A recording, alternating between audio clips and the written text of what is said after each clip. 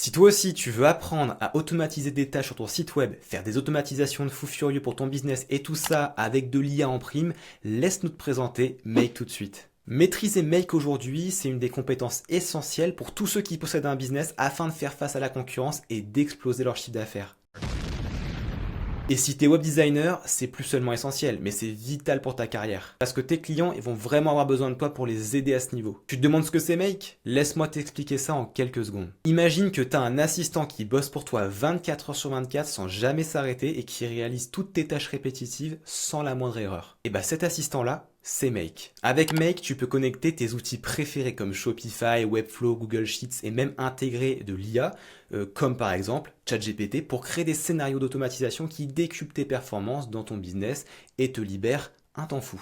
Lorsque tu vas maîtriser Make, plus jamais tu ne voudras t'en passer. Mais attends, je vais te donner 3 exemples concrets dans lesquels tu peux utiliser Make. Au niveau e-commerce par exemple, quand un client passe commande, Make peut envoyer un email de confirmation personnalisé, mettre à jour ton stock en temps réel et prévenir ton équipe sur Slack en un clin d'œil. Au niveau de la collecte de leads, tu as un formulaire sur Webflow, Make peut automatiquement enrichir les données avec une IA et les envoyer dans ton CRM comme par exemple ActiveCampaign, sans que tu interviennes. Et au niveau du support client, quand tu as un client écrit, Make peut analyser son message grâce à l'IA, créer un ticket et envoyer une réponse automatique en attendant qu'un agent prenne le relais. Avec Make, tout va plus vite. Les tâches sont traitées en temps réel, ton site devient plus fluide et les utilisateurs vivent une expérience impeccable. Résultat, plus de ventes, une meilleure fidélisation et une image de marque professionnelle. On dit bien que le temps, c'est de l'argent, non? Et bah Make t'en fait gagner un maximum. Make te libère de la gestion des détails et des tâches pénibles que tu en as marre de gérer. Pendant que les automatisations travaillent pour toi, tu peux te concentrer sur ce qui compte. Développer ton business, innover ou prendre un petit peu de temps pour toi. C'est comme si tu avais une équipe supplémentaire sans payer un seul salaire. En résumé, avec Make, tu passes à la vitesse supérieure. Tes workflows deviennent une machine bien rodée, le tout boosté à l'IA, et tu gagnes en efficacité et en sérénité. D'ailleurs, en parlant de ça, tu peux profiter d'une initiation gratuite sur Make et d'autres outils no-code incroyables dans notre plateforme Corias. T'as juste pour ça à cliquer sur le lien qui se trouve en dessous dans la description. Ah oui aussi, on vous prépare une formation complète sur l'outil pour tout savoir et apprendre plein d'automatisation incroyables. Bon, maintenant qu'on t'a présenté Make et ses avantages, on va pas te laisser comme ça. On a décidé de t'apprendre automatisation essentielle et débutante aujourd'hui, qui nous ont aidés dans notre business plusieurs fois. Mais avant ça, si tu souhaites voir d'autres tutos comme celui-ci, abonne-toi tout de suite à la chaîne, active la cloche et n'oublie pas bien sûr de liker la vidéo. Alors c'est parti, on se retrouve sur mon écran, on va commencer déjà par se créer un compte gratuitement, on va faire un petit tour de l'interface, voir un petit peu les tarifs de Make, donc allez c'est parti. Là ce que tu vas faire, c'est que tu vas aller sur Get Started Free, juste là, et là on va se créer un compte. Donc tu as la possibilité de le créer directement avec Google si tu le souhaites, nous on va se créer directement un compte à ce niveau-là. Donc là, hop, on va mettre Corias tout simplement. En email, simplement on va faire un petit email temporaire, on va prendre celui-ci. Donc ça c'est temp mail pour se créer des emails. Ensuite le mot de passe, et là tu crées ton petit mot de passe. Et une fois que c'est fait, donc là tu peux choisir bien sûr où est-ce que les serveurs vont être localisés. Donc si tu es en France, c'est mieux de les localiser en Europe, donc tu peux laisser tel quel. Et là tu fais sign up for free. Une fois que c'est fait, il faut aller vérifier donc le compte Make. Donc nous on va recevoir le mail directement ici, on va patienter un petit peu. Voilà, donc ici j'ai reçu mon mail, je clique dessus pour aller valider mon inscription, on vérifie l'email et c'est OK. Ensuite, une fois que c'est fait, écoute, on se reconnecte avec le mot de passe qu'on avait créé. Get started, c'est parti. Et là, on va se retrouver dans l'interface. Et ça y est, on a créé notre compte Make. Donc là, on laisse le temps à l'outil de se charger. Donc on est au niveau du dashboard ici. Le dashboard, ça va résumer un petit peu les opérations que tu vas faire, les transferts de données aussi également, les scénarios actifs, sur quel plan tu es. Là, tu auras tes scénarios qui vont être actifs. Donc tu as la possibilité aussi de choisir directement, de te créer un petit scénario depuis le dashboard. Là, ça va être pour gérer toute ta team. Donc si tu veux inviter des gens pour travailler avec toi dans l'outil, tu peux le faire ici. On va avoir les scénarios, pour l'instant c'est vide, c'est ici qu'on va créer justement nos scénarios. À ce niveau-là, on va avoir des templates, donc c'est très utile par exemple, si tu ne sais pas trop quoi faire ou comment le faire, tu peux chercher un template directement et eux ils vont te proposer des scénarios que tu pourras après toi-même compléter aussi. Là on a les connexions, donc les connexions avec les applications que tu vas avoir, Webflow, ChatGPT, qu'est-ce qu'on a d'autre? J'ai pas d'outils qui me viennent, mais ActiveCampaign, bref, pas mal d'outils comme ça. Donc là, tu vois, il y a plus de 2000 applications, donc c'est très pratique. Et on va avoir les webhooks pour pouvoir communiquer justement entre les outils. Ok, ça on verra par la suite. Et ici, là, on a plus de possibilités avec notamment le data store, le data structure, custom apps, donc des données un petit peu plus avancées à ce niveau-là. Ok, c'est ici que tu vas pouvoir gérer donc les différents transferts de données qui vont être faits tout simplement. Et ici, tu vas avoir eh bien, les nouveautés, ton compte. Bon, ça, c'est voilà, c'est pour aller explorer un petit peu ton compte, ce que tu fais. Tu as le programme d'affiliation. Bref, tu peux modifier ton profil également. On va maintenant pouvoir commencer bien, à faire notre premier scénario. Alors, juste avant de passer au premier scénario, on va voir ensemble les différents tarifs, très rapidement, histoire de comprendre un petit peu comment ça fonctionne. Donc là, tu vas dans Organization, Subscription ici. Donc nous, on est en plan gratuit. En plan gratuit, tu peux le conserver si jamais tu as un tout petit business et que tu veux faire un ou deux scénarios. Parce que comme tu peux le constater ici, on a droit à deux scénarios actifs juste là. On a le droit à 1000 opérations par mois. Ok, on a le droit à 1000 applications standards, donc c'est déjà pas mal, on peut déjà faire quand même pas mal de choses avec, mais si tu veux te professionnaliser, il va falloir passer sur le plan du dessus. Donc je te le mets en mensuel rapidement, voilà. Donc on démarre à 10,59 $ par mois, avec 10 000 opérations, donc ce qui est déjà pas mal. Alors les opérations, on verra ce que c'est par la suite. Quand on fait un scénario, on a des modules, et en fonction du nombre de modules, on va avoir un certain nombre d'opérations. On pourra le voir quand on va construire un de nos scénarios. Donc là, c'est quoi la différence entre ces différents plans-là? Parce que c'est ça qui nous intéresse en fait, parce que là, regarde, tu vois ici, je peux augmenter mon nombre d'opérations mensuelles, donc plus j'augmente, plus le tarif va augmenter, mais en fait, ce qui va différencier ces plans-là, parce que là, c'est pas rien, je peux aussi augmenter, mais tu vois, c'est plus cher. Pour un même nombre d'opérations, j'ai un prix qui est plus élevé. Parce que tout simplement, si on descend un petit peu, on va avoir des gestions de stockage qui vont être plus importantes en fonction justement du plan. Là, tu vois, on est à maximum file size 5 MB par 100 MB, 250 MB, etc. Donc, plus on monte, plus c'est conséquent. On va avoir aussi des transferts de données qui vont être plus conséquents en termes de gigas. On va avoir aussi des rate call limit. Alors qu'est-ce que c'est en gros ça? C'est les nombres d'appels API par minute que tu peux faire qui vont être plus importants en fonction, bien sûr, ici de Core, Pro, donc des différents plans. Parce que par exemple, quand tu as beaucoup de scénarios et que tu vas avoir beaucoup de déclenchements de scénarios d'un coup, tu vas pouvoir augmenter juste le nombre d'appels API par minute. Voilà, donc ça, c'est ça en fait la différence entre les différents plans. Voilà du coup pour les plans, on passe maintenant cette fois-ci à la création du premier scénario. Alors c'est parti du coup, on va commencer par notre premier scénario, donc commencer gentiment pour le premier, ça va être celui-ci. Donc là, on va simplement en fait faire communiquer deux modules Webflow entre eux. Donc l'objectif c'est quoi? C'est de créer un item dans Webflow quand je vais soumettre un formulaire. Donc là, pour notre cas concret, en fait, on va utiliser le site de ScrapFlow qui est là. Donc je te le montre, scrapflow.co, on va aller directement dessus. Scrapflow.co, c'est un site qui répertorie les meilleurs sites Webflow qui sont référencés dans le monde, qui sont créés dans le monde, tout simplement. Donc là, en fait, on a fait simplement un petit formulaire où les gens peuvent le remplir et puis quand ils vont le soumettre, ça va publier, donc créer l'item dans Webflow. Nous, on va venir vérifier et puis ensuite publier, valider le site, tout simplement. Donc ça sert à ça. Ça peut servir aussi à faire des sites de petites annonces, des job boards, par exemple. Tu vois, typiquement, ici, si je te montre Flow Remote, qui est un petit job board. Voilà, si je fais add job ici, je peux remplir un formulaire en fait et soumettre mon job et ça va le publier sur leur site. C'est exactement le même fonctionnement en fait, tout simplement.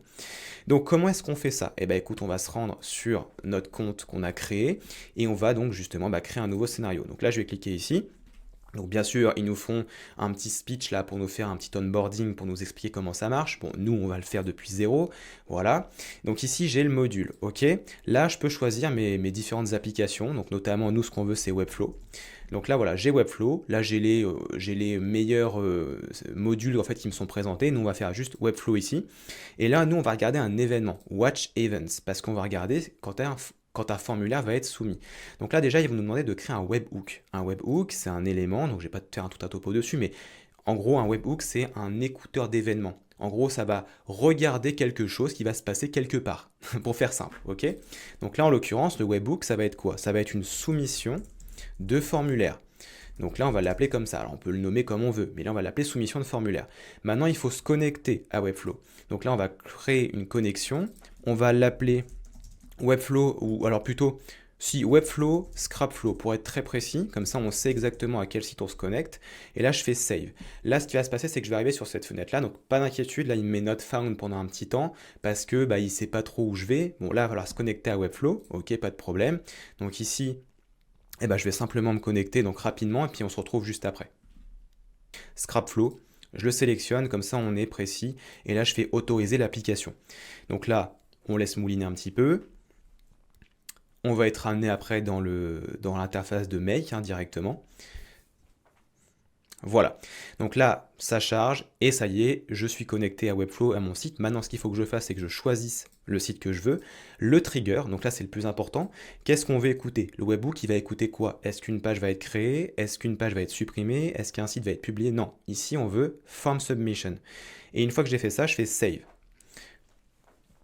Voilà, et là, ça y est, mon webhook est en place, c'est-à-dire que là, maintenant, j'ai mon premier module qui a été créé, qui va écouter une soumission de formulaire sur le site de ScrapFlow. Une fois que j'ai fait ça, eh ben, je veux maintenant créer un item dans Webflow. Donc je vais cliquer ici sur plus, et là je vais ajouter un second module Webflow, et ce second module Webflow, on va avoir différentes choses qui nous sont proposées. Donc qu'est-ce qu'on veut ici? Bah, nous, on ne veut pas créer une collection, on veut pas lister les collections, nous ce qu'on veut c'est créer un item dans une collection. Donc on va faire create an item. Hop, là maintenant on va choisir le compte Webflow qu'on veut, donc celui qu'on a déjà connecté avant, c'est-à-dire celui-ci, donc continue. Alors là, ils vont nous demander un petit peu l'autorisation, ok. Le nom du site, ScrapFlow, Authorize App. Voilà. On a réautorisé. On va choisir maintenant la méthode. Donc là, ici, qu'est-ce qu'on veut? On veut sélectionner à partir d'une liste ou est-ce qu'on veut entrer manuellement? Donc là, on va choisir simplement ici le site. On va choisir liste. On va prendre le site et là, il va nous proposer les collections qui sont dessus. Donc, collection.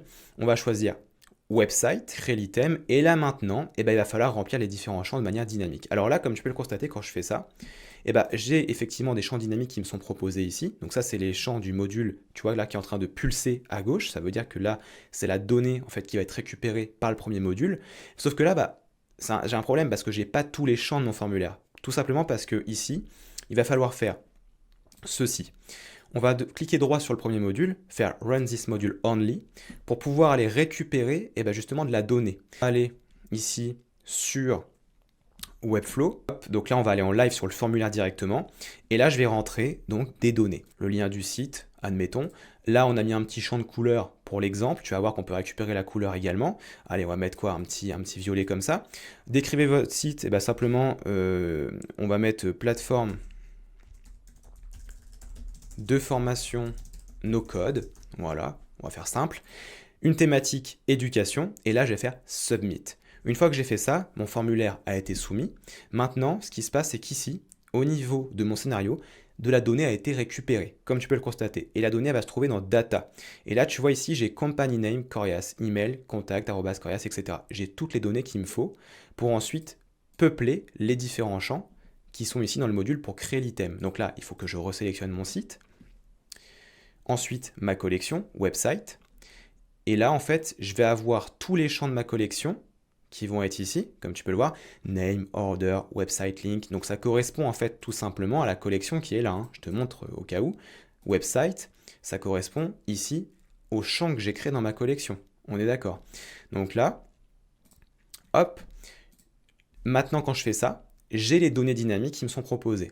Donc, ici, qu'est-ce que je veux? Je veux mettre le nom. Donc ici, le nom, ça va être le nom du site. On est d'accord, le nom de l'entreprise. Donc, Corias Name. Ensuite, l'ordre, on s'en fiche. Là, on va mettre les données qu'on a. Website link, donc website URL, tout simplement. Là, on peut mettre l'image si on veut. Bon, j'ai pas récupéré d'image dans le formulaire. On va descendre un petit peu. On va mettre ici color one. On a récupéré un code couleur, on est d'accord. Hop, je peux prendre mon code couleur. Ensuite, je descends un petit peu, je ne sais plus ce qu'on avait comme données. On avait comme données certainement donc la catégorie qui va être là, qu'on va cocher. Donc là, tu vois, ici, on a la possibilité soit de sélectionner une catégorie, mais si on sélectionne une catégorie, ça va être valable pour toutes les soumissions. C'est pas ce qu'on veut. Nous, on veut que ce soit dynamique. Donc on va faire map ici. Et en fait, là, on a mis website catégorie, on a récupéré l'ID, en fait, simplement, de la catégorie. Donc là, je vais mettre l'ID. Ok. Et après, j'ai d'autres données. Bon, on n'est pas obligé d'aller jusqu'au bout. Là, de toute façon, on a utilisé tous les champs possibles. Donc une fois que j'ai connecté tous mes champs, je vais pouvoir faire OK. Et maintenant, je vais pouvoir créer un item. Donc regarde bien, là, on va pouvoir tester notre scénario. Ce qu'on va faire, c'est que déjà, on va le sauvegarder, ce scénario-là. On va faire run. Donc là, ça veut dire quoi? Là, Déjà, le petit éclair qui est là, ça veut simplement dire que je vais recevoir de la donnée immédiatement. Je peux aussi mettre des intervalles, hein, tous les jours, à telle heure, etc. Nous, on veut que ce soit immédiat. Donc là, on va tester le scénario. Ici, je vais réactualiser ma page. Et ce que je vais faire, c'est que je vais faire la même chose. On met la couleur, décrivez votre site, donc plateforme de formation au no-code, thématique éducation, et là, je vais faire submit. Une fois que j'ai fait ça, je vais dans mon scénario et là effectivement ça y est, mon item a bien été créé, on peut le voir ici. Et si on veut le vérifier, hein, donc tout simplement ce qu'on va faire, c'est qu'on va aller dans ScrapFlow et on va regarder au niveau de la liste de collection. Hop, on voit qu'il y en a un qui a été ajouté. Donc là, hop, hop, voilà. Donc là je l'ai filtré, Corias. Et voilà, on voit ici que mon site a été ajouté, donc Stage for Publish, ça veut dire que là il n'a pas été publié sur le site, mais il a été créé en tant qu'item dans ma liste de collection, avec la petite couleur, etc. Donc là, nickel, c'est parfait.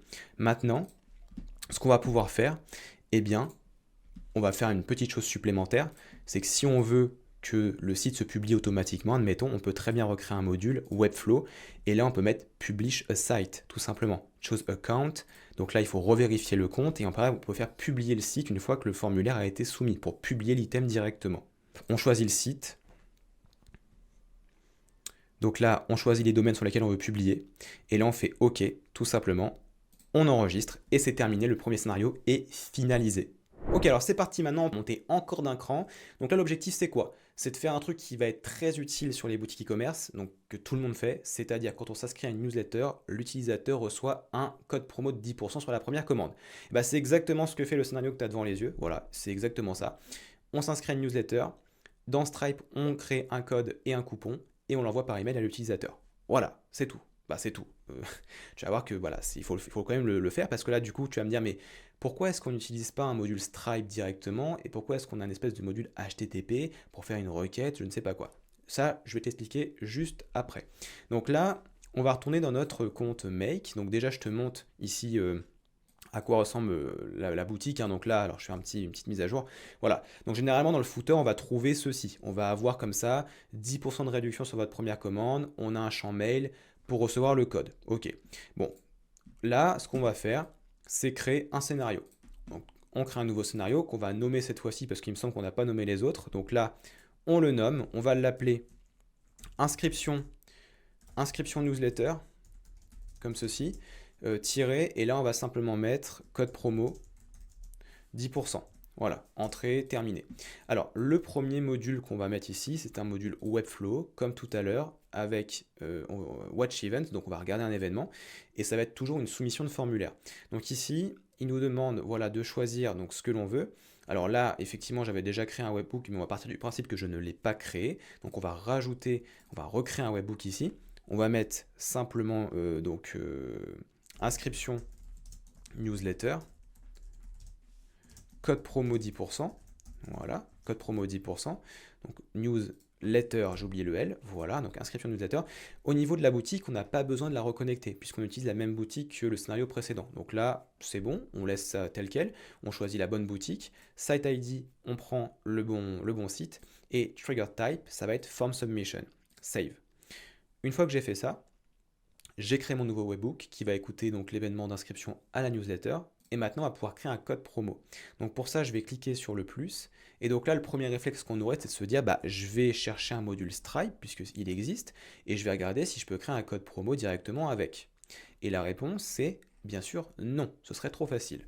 Donc là, on va utiliser ce qu'on appelle un module HTTP pour faire une requête. Donc là, si je fais HTTP, tu vois, j'ai plein de choses, mais j'ai make a request pour faire une requête à l'API de Stripe.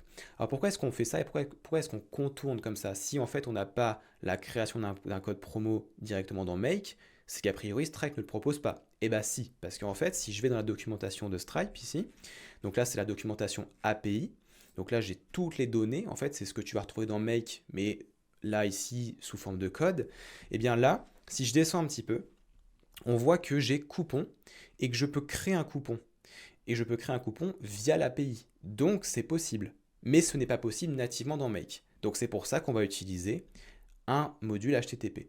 Donc là, je ne vais pas te faire tout un topo sur la communication avec les API parce que ça va être très long sinon. Là, je vais t'expliquer juste ce qu'il faut remplir dans les différents champs. Donc déjà, il faut communiquer avec l'URL de l'API. L'URL de l'API, on va la trouver tout en haut de la documentation dans Introduction.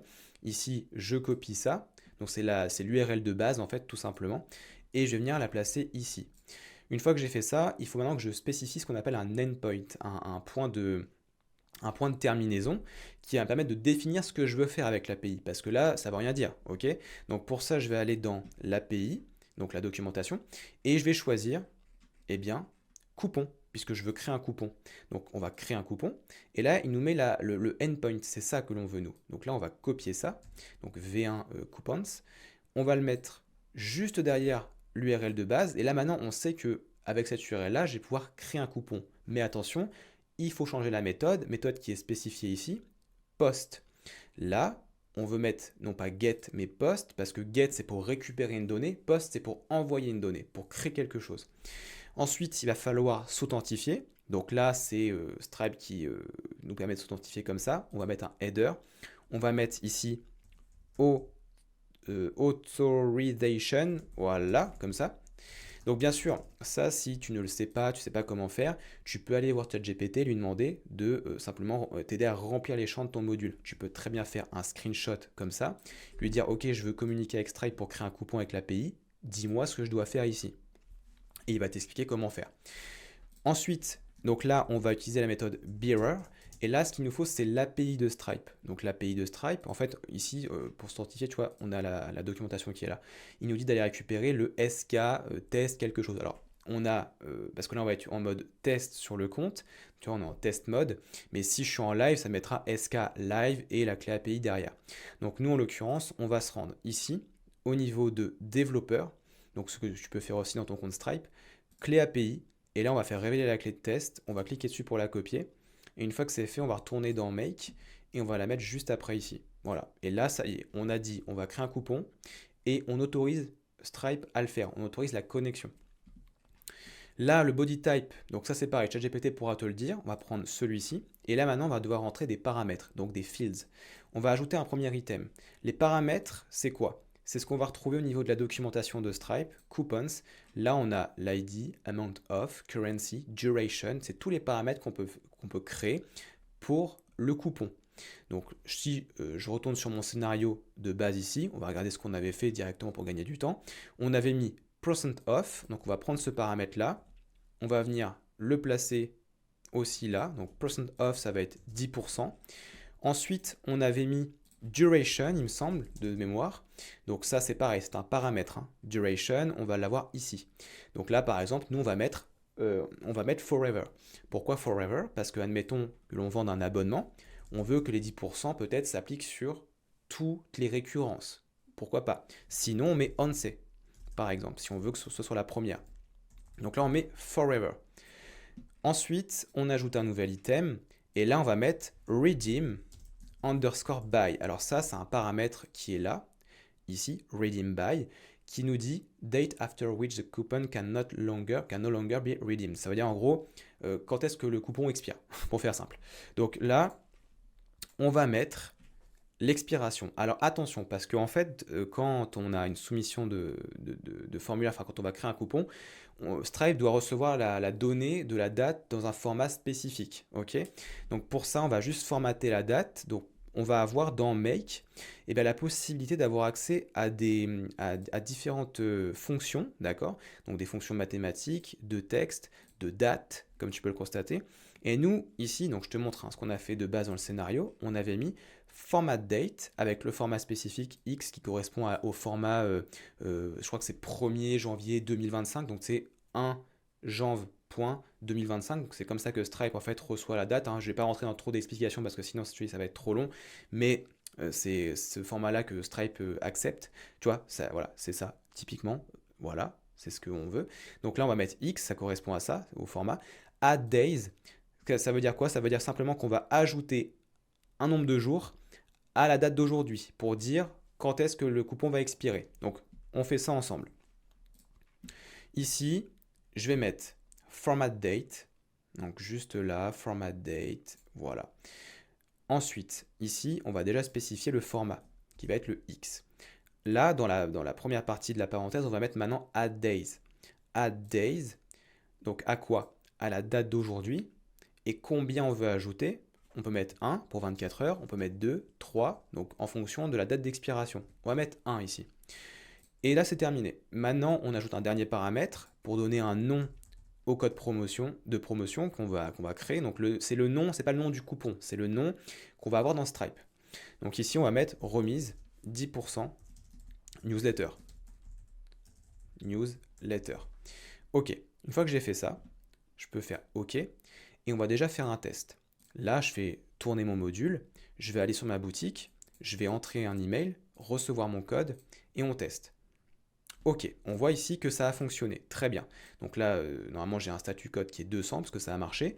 Donc là, la requête API a fonctionné. On va aller vérifier dans Stripe si effectivement ça a été créé. Donc catalogue de produits, bon de réduction.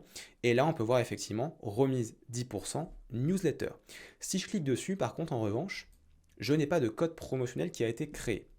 Et en fait, je n'ai pas de paramètre au niveau de coupons, là, dans la création de coupons, qui me permet de créer un code. En fait, ce qu'il va falloir faire, c'est aller maintenant sur une deuxième partie de l'API, c'est promotion code, et donc refaire derrière une autre requête API, donc make a request, avec la même URL de base, attention, on va la copier-coller, sauf qu'ici, au niveau de l'API, ça va changer. Donc là, promotion code, create a promotion code. Donc ici, le seul champ qui va être requis pour créer un code promotionnel, ça va être celui-ci, coupon required. Ok. Donc là, déjà, on va prendre le endpoint, le point de terminaison. On va le mettre derrière. Là, on refait une méthode post. Hein. Tu vois, c'est marqué ici, hein. Ça t'aide, hein. Post. Ok. Une fois que j'ai fait ça, header. Donc là, bon, on va faire copier-coller directement, ça ira plus vite. Authorization, et on va mettre ici la clé API. Une fois que j'ai fait ça, je prends bien le type ici le body type, et là, je vais avoir besoin du paramètre qui est obligatoire, qui est coupon. Il me semble que je ne dis pas de bêtises. Coupon, oui, c'est ça.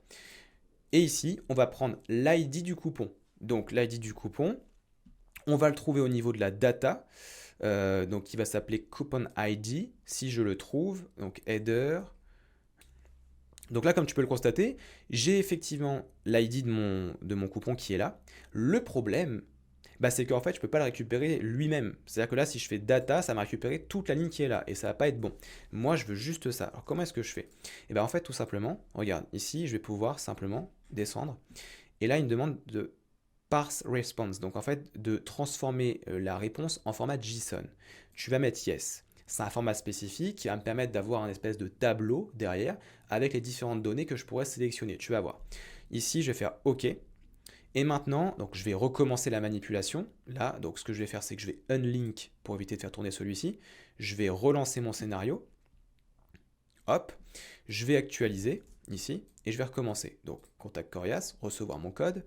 Hop, voilà. Et là, en fait, je vais avoir en réponse la data, et notamment ici, le coupon ID qui va être sous forme, tu vois, d'un tableau avec différentes données. Et maintenant, si je vais reconnecter, voilà, ces deux modules-là, regarde bien, value, et là, on voit que maintenant, j'ai accès à l'ID. Hop là, c'est tout. Et là, je fais OK. Alors, bien sûr, ça, c'est le paramètre essentiel qu'il fallait mettre. On en a d'autres. On a le code, c'est-à-dire le nom du code, les métadonnées, etc., l'expiration du code. Bon bref, tu as encore après d'autres paramètres que tu peux utiliser. Nous, on va se contenter juste de celui-ci. On va essayer de rester un peu simple. Bon, déjà que c'est déjà assez avancé quand même, hein, comme technique. Donc là, on va faire run et on va vérifier que ça fonctionne bien. Alors ce que je vais faire, c'est que je vais nettoyer un petit peu là ce que j'ai créé, parce que ça a été créé 2 fois. Bon, on le fera après, c'est pas grave. Donc là, je vais retourner sur ma boutique, j'actualise, recevoir mon code, on vérifie que tout fonctionne. Et voilà, donc là, tout a fonctionné, ok. On va vérifier ça. Donc ici, j'actualise, normalement je vais en avoir un troisième qui va être créé. Un code de réduction, voilà, je vais dedans, et ici, j'ai un code promo qui a été généré. Fantastique. Maintenant, ce code promo, il faut pouvoir l'envoyer à l'utilisateur. Donc ici, je vais venir ajouter un dernier module, qui va être un module email, donc natif à Make, email. Là, on va mettre simplement send an email. On patiente parce que ça charge. Voilà. Alors, tac, hop, connect automatically. Voilà, donc là on va créer une connexion aussi. Donc connection type, on va mettre Google Restricted, Google, Save. On va connecter un compte, donc un compte Google, OK, autorisé. Et ça va se connecter, donc là on patiente un petit peu. Hop là, ça y est. Donc là, on s'est connecté à une adresse mail qu'on a dans Gmail. Donc c'est pour ça, après on peut utiliser une autre boîte mail, hein, Outlook, etc. Bon, je te conseille Gmail, c'est pas mal. Voilà. Donc là, save message after sending, on peut mettre no ou yes, comme tu veux. Ici, on envoie à qui le mail? Donc on va mapper et l'envoyer simplement à l'utilisateur qui a soumis le formulaire qui est là. Hop, le sujet, votre code promo de 10%. Bon, on évite de mettre ça comme sujet parce qu'après on passe en spam, mais en tout cas, on peut mettre ça pour l'exemple. Là, content type, soit on met du HTML, donc ça veut dire qu'on peut écrire en format HTML avec body, div, avec du style, etc. Donc si tu es à l'aise avec ça, tu peux le faire. Sinon, tu mets ici plain text, hein. Et là, tu peux mettre donc bonjour, virgule, voici votre code promo. OK. Et donc là, regarde bien, on va mettre votre code promo, 2 points. Et je vais mettre le code donc, qui a été créé. Donc, pas celui-ci, c'est le module qui va être là, mais c'est pareil. Tu vois, ici, je n'ai pas accès à mon code directement parce que tout simplement, il faut que dans ce module, je parse la réponse. Donc, yes, OK. Là, ce que je vais faire, c'est que je vais juste unlinker pour le moment pour recréer un nouveau code. Donc là, on attend que ça démarre. Voilà. J'actualise. Ici, hop, je reçois mon code. Donc je régénère un code et là maintenant je reconnecte les deux. Et ce que je vais faire, c'est que là maintenant je vais pouvoir mettre le code juste derrière, donc 2 points. Et ici, donc tu vois, on a bien le module qui pulse, hein, juste à côté, voilà, c'est le bon. Donc là, je vais avoir mon code qui va être celui-ci, donc code. Et tout simplement, je recevrai maintenant le message qui est là par mail. On fait un test global, c'est parti. J'aligne tout correctement, je lance le scénario, je vais venir prendre mon email temporaire ici. Donc là, je vais faire retour à la liste, hein. Voilà, comme ça, hop. Très bien. Maintenant, ici, je rentre mon email. Voilà. Recevoir mon code. Ça déclenche, ça m'envoie l'email avec le code, bien sûr. J'attends de le recevoir ici. Donc on va patienter un petit peu. Votre code promo de 10%. Ok, génial. Et là, j'ai bien mon code promo qui a été envoyé par mail. Félicitations, bravo. Tu sais maintenant créer un scénario qui envoie un code promo à tes utilisateurs. Alors on passe maintenant à l'ultime scénario qui va intégrer de l'IA, notamment ChatGPT comme tu peux le constater puisqu'il y a le petit logo ici. Que fait ce scénario? Ce scénario, il va te permettre de publier tes posts LinkedIn quand tu auras créé un article de blog, par exemple sur un site Webflow. C'est ce que fait ce scénario-là. C'est génial parce que du coup, ça te permet d'automatiser tout ça. Tu n'as pas besoin de te casser la tête à faire un petit résumé de ton article. Il va le faire pour toi directement. Et ça va le publier en plus sur LinkedIn à chaque fois que tu en créeras un dans Webflow. Alors bien sûr, là on a mis LinkedIn, ça peut être Facebook, bon, pourquoi pas. Ça peut être d'autres plateformes comme Reddit ou je sais quoi, hein. Voilà, tu peux publier après partout où tu le souhaites, hein. Il te suffit de mettre après d'autres modules de réseaux sociaux. Alors c'est parti du coup, on y va, let's go. Donc celui-ci, on va le faire à ce niveau-là, on va faire créer un nouveau scénario. Hop, très bien. On va l'appeler ce scénario-là, on va l'appeler création d'un article de blog LinkedIn. Voilà. Hop là. OK. Donc là, ici, on va aller chercher un module Webflow. Donc cette fois-ci, ça va pas être une soumission de formulaire, ça va être un événement qui va être simplement donc la création d'un item. Donc là, on va mettre article de blog Corias publié. Ici, je vais devoir reconnecter Webflow, puisque là, ce que je veux, c'est aller chercher, donc on va prendre comme exemple là le site de Corias, hein, donc le nôtre, hein, directement, puisqu'on a un blog dessus. Donc on va aller chercher le site de Corias. Donc ici, on sélectionne le site, Authorize.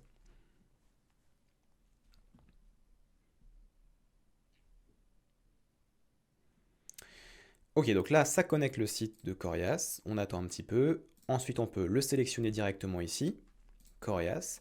Trigger type, là, qu'est-ce qu'on choisit? Eh ben, on va choisir simplement Collection Item Created. Save. OK. Une fois que j'ai fait ça, je patiente. Une fois que j'ai fait ça, je peux faire OK. Donc là, j'ai fait la première partie, c'est-à-dire la création d'un item. Donc très bien. Maintenant, on va passer au prochain module. Le prochain module, donc ça va être celui-ci, je te montre, hein. Ça va être un module qu'on va appeler JSON. Qu'est-ce que c'est que ce truc? À quoi ça sert? Et bien tout simplement, on va voir ensemble pourquoi on utilise ça. Là, on va faire Run this module only. On va créer un nouvel article de blog. Donc ce que je vais faire, c'est que je vais faire hop, new blog et je vais prendre directement un article que j'avais ici. Voilà. Hop, hop. Je prends juste le titre et le corps de l'article. C'est ce qui nous intéresse pour ChatGPT ici. Je vais faire create. On patiente et voilà, on a reçu de la donnée. Donc notamment de la donnée avec le nom de l'article, quand est-ce qu'il a été créé, donc tu vois nom, slug, et là on a le corps de l'article. Alors le corps de l'article, comme tu peux le constater, bah il y a quand même pas mal de choses bizarres. Parce qu'en fait, on peut voir ici que pour lire l'article, on a un espèce de tableau comme ça avec plein de lignes. Parce qu'en fait, dans notre article de blog, on a un rich text. Donc l'élément rich text, hein, c'est ça. C'est cet élément-là, avec des paragraphes, des listes à points, enfin je dis listes à points, des bullet points, tu vois, des choses comme ça, des H2, etc. C'est pour ça qu'en fait, Make le traduit de cette manière. Donc ce qu'il va falloir faire ici, c'est transformer ces données en format acceptable pour que ChatGPT puisse les lire correctement et puisse nous en faire un résumé. Donc là, on va utiliser un module JSON. Donc le module JSON, c'est celui-ci. Qu'est-ce qu'on choisit? Eh bien simplement, on va transformer quelque chose à un objet, any object, to JSON. Et ce que je vais faire maintenant, c'est que dans Object, je vais aller chercher la donnée qui m'intéresse. Donc là, je vais ouvrir donc une donnée. Et moi, c'est le tableau qui est là. En fait, ce qu'il faut là pour pouvoir transformer en JSON, c'est un tableau. Un tableau, ça se reconnaît parce qu'on a les deux petits crochets comme ça. Donc là, je sélectionne, je fais OK. Donc là, il me met un petit attention parce que ça ne peut pas être le dernier module d'un scénario. C'est pour ça qu'il me met un attention en jaune. Pour l'instant, on va ignorer ça. On va faire run this module et on va recommencer la manip. Donc là, bien sûr, je vais supprimer l'item, donc l'article de blog. On va recréer le même article. Donc je prends le nom et le corps de l'article. Je le place, create, et on regarde. Ok, donc là on peut constater que ça a fonctionné. On va regarder ce qui nous a sorti en output, donc en sortie du module. Et voilà, on a cette chose-là en fait qui a été transformée. Alors c'est toujours imbuvable, hein, bien sûr. Là on comprend pas trop ce qui se passe, mais en fait c'est parce que tu as le style qui a été mis. En fait, tu as des ID, du style, t'as plein de trucs, des attributs, etc. Mais tu as quelque part là-dedans des petites variables qui vont se répéter qui sont, tu vois ici, le V comme ça. Et derrière chaque V 2 points, on a le contenu de l'article. Tu vois ici V, V, V. Donc en fait, ce qu'il va falloir dire ici, c'est simplement parce que ChatGPT c'est quand même une IA une IA intelligente, mais c'est déjà dans le nom, intelligence artificielle. Donc elle va être capable d'aller lire directement ce qu'on veut, à condition qu'on lui donne correctement les informations. Ce qu'on va faire maintenant, c'est donc ajouter un module OpenAI, donc ChatGPT. Alors là, ici, on a plusieurs possibilités. Nous, ce qu'on veut ici, c'est create a completion. Donc, c'est simplement, en fait, à partir d'une donnée, créer quelque chose, en fait, créer un texte. Donc là, on va faire create a completion. Donc, on va devoir connecter ici OpenAI à notre compte. Donc là, on va mettre OpenAI, donc, ou OpenAI, peu importe, hein, si on le dit à la française ou à l'anglaise. Et là, il nous faut simplement l'API Key. Donc l'API Key, on va la trouver tout simplement dans notre compte, OpenAI. Donc il faut se créer un compte dessus. Une fois que tu seras dedans, tu vas pouvoir simplement aller dans tes paramètres, API Key. Donc là, tu n'auras rien normalement. Et là, je vais donc créer une nouvelle clé API. On va mettre make 2 project, default project, hein, tout simplement. Et là, on va laisser all pour les permissions. Create secret key. Voilà, copier.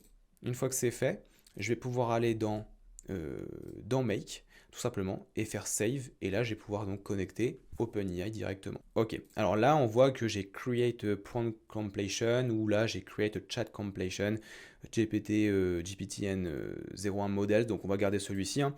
Le modèle, alors là on a tous les modèles de ChatGPT qui nous sont donnés, donc nous on va prendre on va prendre. Bon, là, dans notre cas à nous, on va pouvoir se contenter du Turbo 16K pour avoir assez de texte quand même. Donc ça c'est le nombre de caractères que tu veux maximum. Hein. Tu peux mettre par exemple 1000 caractères maximum pour ton post ou moins même si tu veux faire quelque chose de plus succinct. Donc allez, on va dire 600 caractères ici, ça peut être pas mal. Donc bien sûr, la communication avec l'API d'OpenAI, c'est payant. C'est-à-dire qu'à chaque requête que tu vas faire, tu vas payer. Donc je sais plus, c'est l'ordre de 0,01 centime, euro plutôt, donc 1 centime je crois. Bon, ça dépend de la requête, je pense, mais en tout cas, tu as forcément payé quelque chose. Donc il faut d'abord recharger ton compte en crédit pour pouvoir utiliser l'API. Ensuite, une fois que j'ai fait ça, donc je vais pouvoir ajouter un message. Ça, c'est le plus important. Donc déjà, ici, il va nous demander le rôle. On va commencer par mettre le rôle système. Le rôle système, en fait, ça va être simplement les instructions qu'on va lui donner. C'est ce qui va précéder toutes les informations après. On va lui dire, en fait, ici, il faut que tu fasses ça, ça, ça. Donc bref, les instructions. On va placer ça, tout simplement. Donc l'utilisateur va t'envoyer un article de blog qui vient d'être publié. Tu dois transformer pardon, cet article de blog en publication, LinkedIn et, on va préciser, et le résumé. Ajoute un peu de suspense d'originalité pour éveiller la curiosité des lecteurs, ajoute des emojis, ajoute également le lien de l'article, répond directement avec le contenu du post pour éviter qu'ils nous disent voici le post LinkedIn, deux points, non ça on veut pas ça parce que nous on va le publier directement. Et là, après on lui donne une deuxième instruction, le contenu de l'article se trouve sous un format JSON, dans ce JSON tu as plein d'éléments inutiles, le seul contenu intéressant se trouve après chaque V, deux points. Comme ça, lui, il va lire directement dans le JSON qu'on a eu avant. Alors, je te le montre avec mon doigt, mais tu ne vas pas le voir. Ici, il va nous lire directement les variables V dans le JSON. Une fois que j'ai fait ça, je peux ajouter un nouveau message, mais cette fois-ci, on va mettre user. Donc là, c'est l'utilisateur qui, comme si on envoyait un message, on faisait une requête. Donc là, on a besoin du nom de l'article. Donc, on ouvre les données. Le nom, il est accessible ici. Là, on a besoin du JSON, parce que c'est le corps de l'article, donc JSON. Et le slug, donc on a repris le nom de domaine de base en fait de le nom de domaine commun à tous nos articles, et derrière on met juste le slug qui est accessible ici également. Une fois que j'ai fait ça, je fais OK, et bien sûr ce qu'il nous reste à faire maintenant, c'est à le publier sur LinkedIn. Avant de faire ça, on va juste faire une petite vérification pour voir si ça fonctionne bien. Donc là, je vais supprimer cet article-là, et on va recommencer. New blog. Je copie, je colle, je prends mon rich text, je copie, je colle et je fais créer. Donc là, hop, hop, hop, donc là notre IA fait le travail, voilà. Donc qu'est-ce qu'elle nous sort? Voilà. Le résultat, c'est ça. Nouvel article, découvrez comment combiner deux listes de collections sur Webflow pour créer des pages personnalisées et flexibles.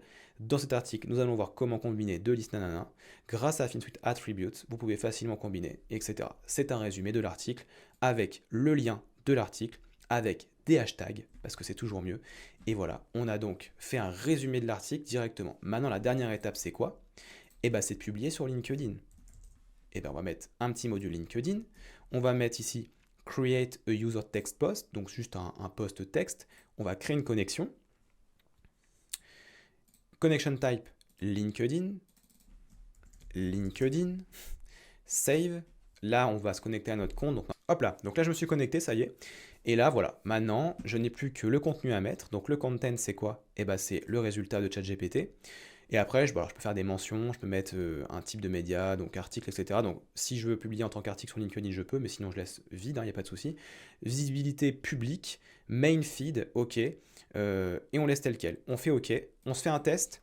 Je vais aller sur LinkedIn, histoire de voir les posts. Hein. Donc là, il faudra bien sûr le supprimer après parce que ce ne sera pas bon, mais en tout cas, on va en faire un test global. Je fais tourner le scénario. Voilà. Ensuite, donc là, je recommence la manipulation. New blog. Je prends le nom ici. je viens mettre simplement le contenu de l'article, commande C, commande V, je crée mon item, je patiente le temps que ça se crée, hop, on laisse ChatGPT faire son petit travail et ça publie sur LinkedIn. Ok, on fait une vérification rapide, j'actualise mon profil LinkedIn et voilà le travail. Qu'est-ce qu'il y a ici? Eh bien, il y a un post avec le lien de l'article directement ici, avec les 600 caractères maximum. Génial, ça fonctionne. Donc ça y est, tu sais maintenant créer un scénario dans Make avec de l'IA. Bravo à toi, tu sais maintenant réaliser l'automatisation essentielle sur Make pour ton business. Mais bien sûr, il existe encore des milliers de combinaisons qu'on t'apprendra dans notre plateforme Corias. A très vite pour de prochaines vidéos. Ciao.